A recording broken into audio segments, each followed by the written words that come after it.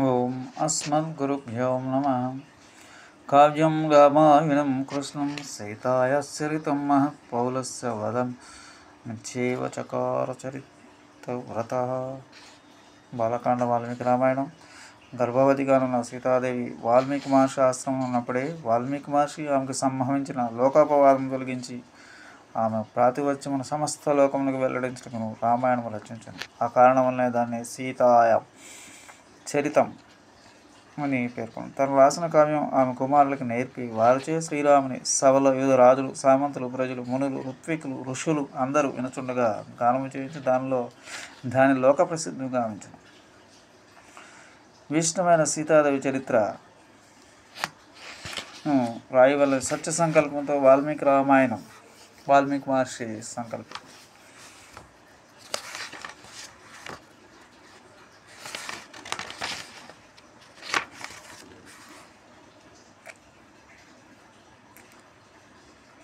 శ్రీ వాల్మీకి మహర్షి రామాయణం సీతాదేవి చరిత్రమని పేర్కొన్నాం. రామ సీత యొక్క అయ్యనం చరిత్ర తెలియదు. అందుకే రామాయణమునకు ముందు శ్రీని చేర్చి శ్రీమద్ రామాయణం అని.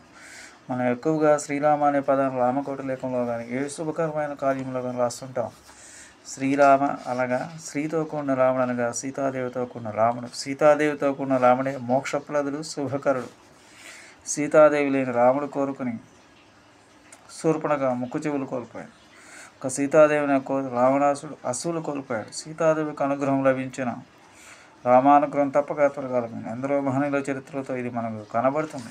దేవకారుణ్య రూపయ అన్నట్టు మూర్తి భవించిన భగవత్కరుణ రసమని సీతాదేవి. దానికి ఉదాహరణలు రామాయణంలో ఆయా కాండములో మనకు కనపడతాయి. రామ విగ్రహవాన్ ధర్మ ఆకారం కలిగిన ధర్మమే శ్రీరాముడు. ధర్మం లేని కరుణ, కరుణ లేని ధర్మం విపరీత ఫలితాలను ఇస్తాయి. రెండిటికి విడదీరాని బంధం. అందుకనే సీతతో కూడిన రామునిచే సేవించమని పెద్దలు చెప్తారు. సీతాయ చరితం మహత్. రామచంద్రమూర్తి చరిత్ర కంటే సీతాదేవి చరిత్ర ఉత్కృష్టమైందని భావం. ఆంధ్ర వాల్మీకి శ్రీ వాసుదేవ స్వామి వారి బాలకాండలో ఏమి రాశారో చూద్దాం. రాముడు కౌసల్యాగర్భ సంపుత్రుడు. తండ్రి ఆజ్ఞ ప్రకారం అడవులకు పోయాడు. స్వతంత్రుడై నిర్భయుడై శక్తితో తోడుగలవాడై దుఃఖంను అనుభవించిన వాడు రాముడు. భక్తులందరి దోషములు క్షమించదన్నవాడు రాముడు. కాకాసును శిక్ష విధించి క్షమించినవాడు రాముడు. తనకు వచ్చిన ఇతరులను దండించిన వాడు రాముడు.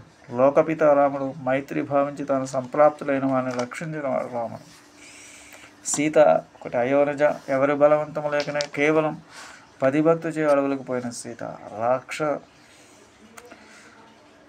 ఆసీనమై ప్రాణభయం గలది, నిరాహారై నిరాసక్తి ఒంటరై దుఃఖం అనుభవించింది.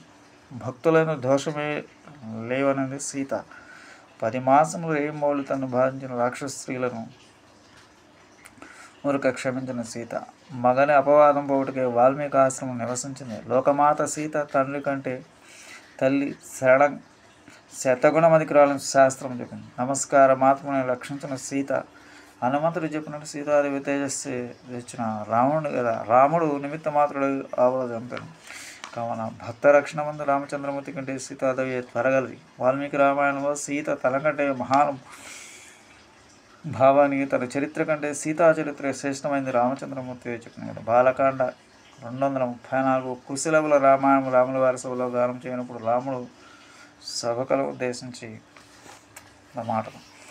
అదిగని రామచంద్రుడు ధరాధిపలక్షణలక్షితాంగులై పొదలిక మౌన వేషములు భూనిన వారి వలశీలవార్జులై సదమల హృత్ తపస్సులై జానవారులు నాకును శుభప్రద సహాయ సమహానుభావకద వాడి వారి విందు సాధువు. ఈ కారణం చే రామచంద్రమూర్తి కన్నా సీతాదేవి శ్రేష్ఠాలైన రామచరితం కన్నా సీతాదేవి చరిత్ర శ్రేష్టమైన తలంచి వాల్మీకి సీతాయ చరితం మహత్ అని చెప్పారు.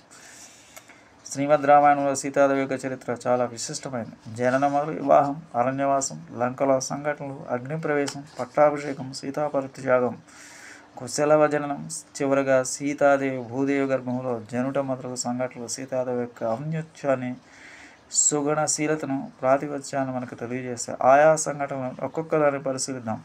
ముందుగా బాలకాండను పరిశీలిద్దాం. సీతాదేవి చరిత్ర రాయటం అంటే తెలుసుకోవటం అంటే ఒక విధంగా రాముల వారి చరిత్ర కూడా తెలుసుకోవడం. సీత లేక రాముడు లేడు, రాముడు సీత లేదు. ఆయా కాండలో సీతాదేవి ప్రధాన ఘట్టమును విశదీకరించి మిగిలిన వాటిని తక్కువగా వర్ణించడం జరుగుతుంది. శ్రీమద్ వాల్మీకి రామాయణం అన్ని రామాయణంలో ప్రామాణికమైనది.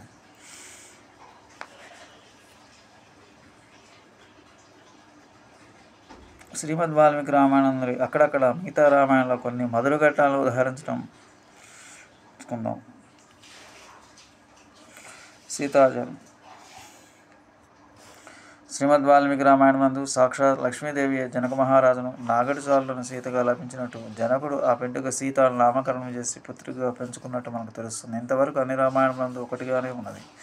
అసలు లక్ష్మీదేవి భూలోకమున సీతాదేవి జన్మం ముందుకు రకరకాల వ్యాఖ్యానాలు వివిధ రకాల రామాయణాల్లో కనబడుతుంది. శ్రీమద్ వాల్మీకి రామాయణంలో ఉత్తరాఖండనందు రావణాసుడు గగన సంచారం చేస్తున్నప్పుడు ఒక చోట ఒక అందమైన యువతి తపస్సు చేసుకుంటూ ఉండటం చూస్తాడు. ఆమె అందం చూసి మోహించి ఆమెకు తానెవరో తెలియపరుస్తాడు. అప్పుడు ఆ యువతి తన పేరు వేదవతిని, తాను విష్ణుమూర్తిని గురించి తపస్సు చేస్తున్నానని, నారాయణ తప్ప అన్యులను వరించనని చెప్తుంది. అప్పుడు రావణాసుడు ఆమెను బలాత్కరించబోగా ఆమెని అగ్ని పుట్టించి దానిలో భస్మమై లంకలో జన్మి నీ వంశానాశనం చేస్తానని చెబుతుంది. ఆమె ఈ లంకలో పద్మసరోవరంలో ఒక పద్మంలో చిన్న శిశువుగా అవతరిస్తుంది. రావణాసుడు శివపూజార్థమై పద్మంలో తీసుకుని రావడానికి సరోవరంకి వెళ్ళగా పద్మంలో ఉన్న ఆడ శిశువును చూస్తాడు. అప్పుడు ప్రహస్తుడిని, పురోహితులను, గురువులను అందరిని పిలిచి ఆ శిశువు యొక్క వృత్తాంతం చెప్తారు. వారందరూ ఆ శిశువు వల్ల లంక నాశనం జరుగుతుందని చెప్తారు. అప్పుడు రావణాసుడు ఆ శిశువును ఒక బంగారు పెట్టెలో పెట్టించి సముద్రంలో పడేస్తాడని చెప్తారు. ఆ పేటిక గంగాసాగర సంగంలో చేరి అక్కడ నుండి మిథిలా నగరం చేరుతుంది. నారద మహర్షి ఎక్కడైతే ఆ పేటిక భూములు నిక్షిప్తమైనదో అక్కడ జనక మహారాజును భూమిని అని చెప్తారు. అద్భుత రామాయణంలో లక్ష్మీదేవి నారదుని శాపం వల్ల సీతాదేవిగా భూమి యందు అవతరిస్తుంది. నారదుని వృత్తాంతం కొంత తెలుసుకుంటే కానీ దీనికి కారణం స్వస్తి. జయ శ్రీరామ్.